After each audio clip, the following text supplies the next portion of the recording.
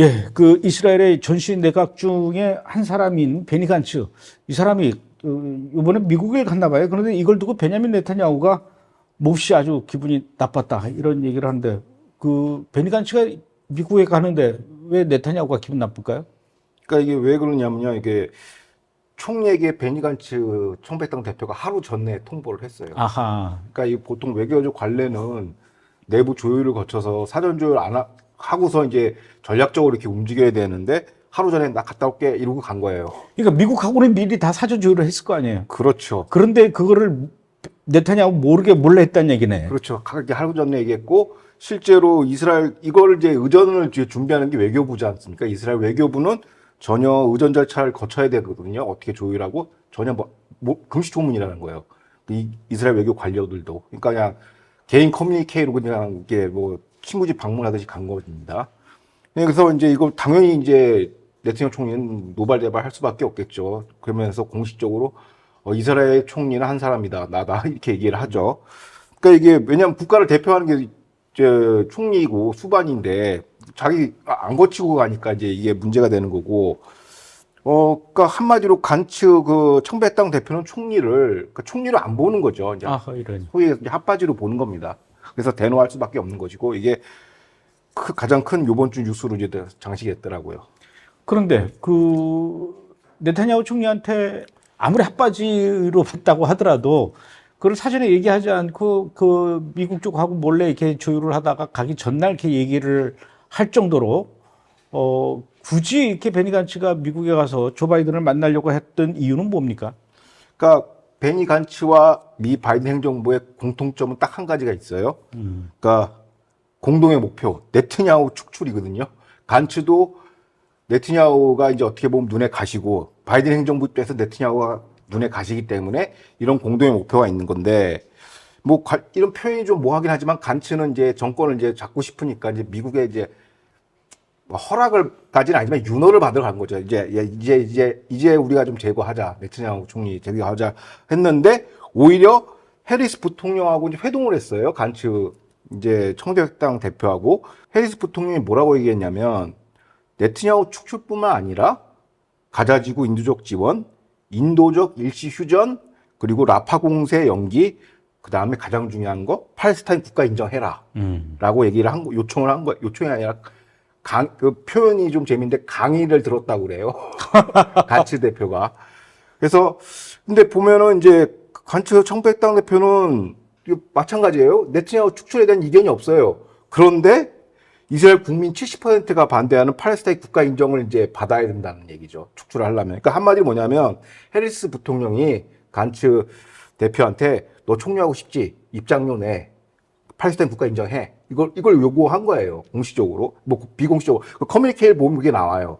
근데 오히려 간츠는 그럼 이스라엘 국민 입장을 대변했는데 그 얘기는 한마디도 없습니다. 지금 30만 명이 지금 자국에서 난민 수준이 있고 북부국에는 다 이탈돼 있고 이런 거에 대한 뭐 의제 협상 없고 그냥 미국의 일방적인 어젠다, 팔레스타인 국가 인정 요것만 듣고 온 거예요.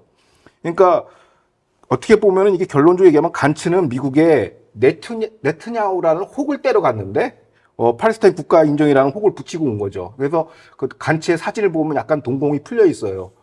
내가 여기 왜 왔지? 막 이거 어떻게 봤지? 이러는 거죠. 머리가 지금 복잡해 있습니다.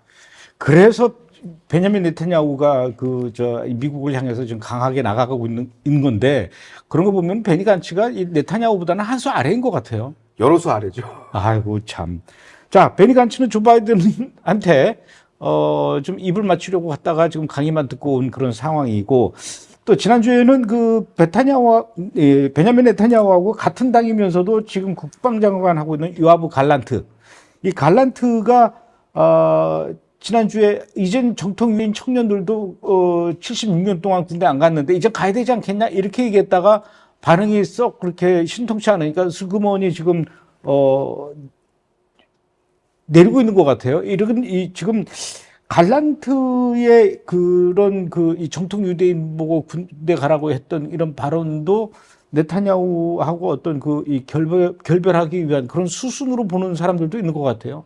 예, 그게 결론부터 얘기하면 현지에서는 그래요. 갈란트가 코얼리션, 그러니까 연정을 배신했다라고 지금 라고 결론적으로 얘기하면.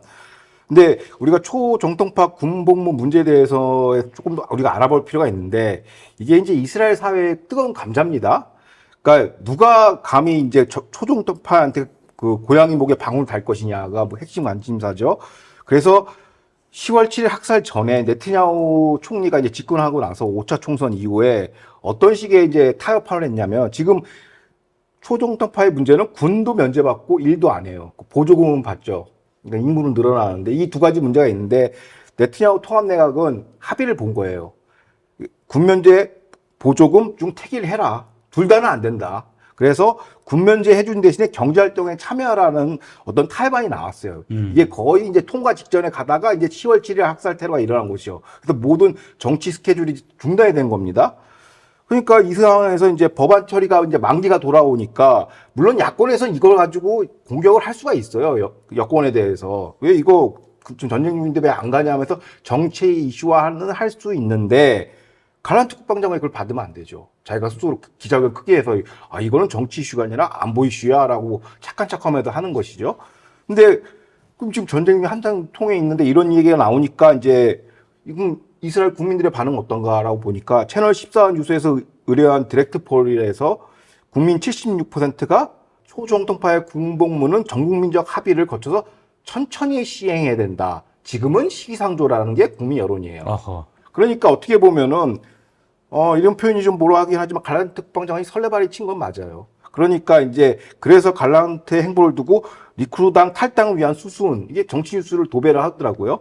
연정 해체를 위한 노림수 그러면서 이 배신자 프레임에 지금 갇혀가지고 지금 허우적거리고 있습니다. 그러니까 그 지금 베냐민 네타냐후가 있는 그 리쿠드 당만으로는 정부 구성이 안 되니까 이제 정통 유대인 당을 끌어들여서 연정을 꾸렸는데 결국은 그 정통 유대인들의 소위 말해서 이제 아킬레스죠. 그걸 건드려서 흔드는 거죠. 이 연정을 깨트리게 하려고. 예. 야, 나는 그냥 단순히 정통 유대인들도 전쟁 때 군대 가야 되는 게 아니냐라고 어떤 정의로운 그런 목소리인 줄 알았더니 그게 사실은 네타냐후를 정부를 깨트리기 위한 그런 술수였군요. 이게 당위로는 물론 가는 게 맞죠. 근데 국민 76%가 이게 워낙 오래된 이슈니까 이제 천천히 가자는데 이걸 갑자기 들고 나온 것이죠.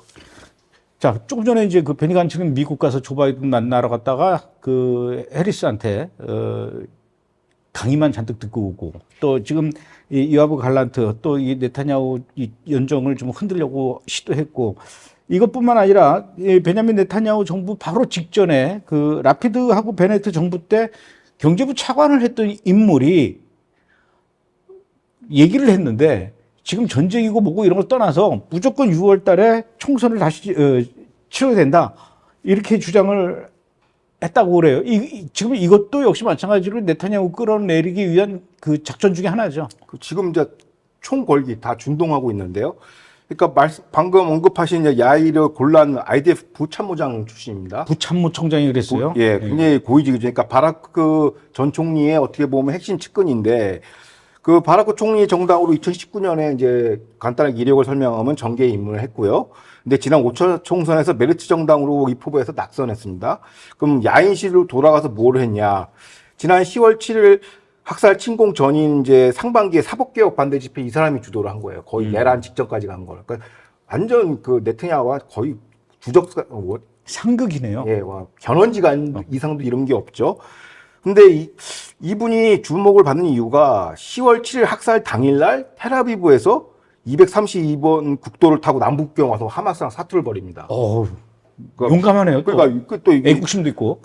그 이스라엘 극자 진영은 조금 그래도 좀 기백이 있어요. 내려가가지고 해서 이제 언론에서 다시 이제 스포트라이트를 받죠. 그러니까 지난번에 했던 이제 아이젠코트도 약간 비슷한 계열인데 이제 아들을 이제 전쟁에서 잃고 하니까 그 국민적 신망은 있어요. 그러니까 정치 사회적 생명이 어떻게 보면 연장이 된 거죠. 선거에서는 패배했지만. 근데 이분 주장이 바이든 행정부 주장과 정확하게 일치합니다. 그러니까 대표적으로 하마스 참여보다는 인질 송환에 방점을 두고 있고, 그 다음에 가자 이집트 국경을 고립하고 가자 지구는 다국적군 내지는 미군이 주도해야 된다라고 이거 미국한테 안보 의존을 하고 있고, 그 다음에 가장 좀 눈에 거슬리는 게 가장 일치한 게 무능하지만은 피해 당국이 가자 지구를 통치해야 된다. 이것도 바이든 행정부가 정확하게 일치합니다. 근데 말이 좋아서 피해 당국이 가자 지구 통치지 사실상 이거는 팔레스타인 국가 인정하고 일맥상통되는 어떻게 보면 안구어입니다. 그러니까 바이든 행정부의 입장을 돌려서 이제 이스라엘 국민한테 선동을 하는 거죠. 자기의 그 좋은 국민적 이미지를 두고선. 그러면서 또 하마스는 원래 야만인이기 때문에 이게 이 정 장군이 참모 총장이 한 얘기인데 원래 야만인이기 때문에 별로 그들한테는 내가 악감정이 없다. 원래 야만인이고 뭐 우리의 부적이니까. 근데 이 사태를 방관한 네트냐후에 대해서는 용서할 수 없다라고 얘기해요. 그래서 네트냐후 축출 방안을 이제 세 가지를 얘기합니다. 이스라엘 사법부를 동원해서 이제 사법 사제죠. 통해서 부패 혐의로 이제 축출하고 리쿠르당 당내 분열 갈란트 국방 뽑아내듯이 통합 정부를 이제 해체하는 것. 그 다음에 대규모 인질 그 협상파 집회가 지금 엄청나게 지금 들끓고 있거든요. 과거 사법개혁 집회처럼 똑같은 사람이 지금 그 운영하고 있습니다. 카타르한테 돈 받아서. 근데 이런 사람들 통해서 이제 조기 총선 6월에 하자라고 주장하고 있고 이거를 받아서 이제 아까 얘기했던 이 반 네트냐후 세력의 수장인 바라크 총리 역시도 간츠 아이젠코트도 전신회의에서 탈퇴해서 빨리 이제 총선 준비하자라고 얘기하고 라피드도 빨리 지금 총선 준비하자라고 요청하고 있습니다. 강권하고 있습니다. 그리고 또 최근에 좀 지지율이 오른 그 중도 실용정파인 리버맨 전 재무장관이 속한 있는 베테노 정당 역시 조기 총선을 지금 들고 나왔어요. 그래서 지금 이 모든 행위, 그러니까 이다현 PD가 저는 키워드 보도했듯이 메룬산 책임, 초중투파 군 문제, 이게 지금 전쟁 중에 자꾸 정치 이슈 자꾸 끄집어낸단 말이에요. 다 그걸 어디에 향하고 있냐? 네트냐후 향하고 있어요. 그러니까 지금 당장 네트냐후 해산시키고 총선하자로 지금 군부를 떼고 있습니다. 지금 이스라엘이 하마스하고 전쟁을 하면서 동시에 레바논의 헤즈볼라 또 시리아 또 저 이란 그리고 남쪽의 후티 반군 좀 바이든 동시에 6개의 이 전쟁을 치르고 있다고 하는데 그것뿐만 아니라 그러니까 그 네타냐후가 그러니까 이스라엘이 그렇게 6개 전쟁을 치르고 있다라는 것은 네타냐후 총리가 이제 치르고 있는 것과 이제 마찬가지인데 네타냐후 총리가 그렇게 전쟁을 하는 것뿐만 아니라 지금 미국의 조 바이든하고도 싸우고 또 유럽연합하고도 싸우고 정신이 없을 것 같은데 또 국내 안에서는 뭐 베니 간츠 또 뭐 이런 뭐 에후드 바락 그다음에 요아브 갈란트 거기다 6월 조기 총선까지 정신이 없을 것 같아요. 자, 그렇게 베냐민 네타냐후를 끌어내리기 위한 아주 그냥 전 우주적인 그런 작전들이 총동원되고 있는데 중요한 것은 뭐 아무래도 이스라엘 국민들 그 유권자들의 여론 아니겠습니까? 지금 여론의 분위기는 어떻습니까? 그러니까 뉴욕 포스트나 여러 매체에서 보도한 바에 따르면요. 지금 이스라엘 국민 92%는 하마스 완전 섬멸을 원하고 있고요.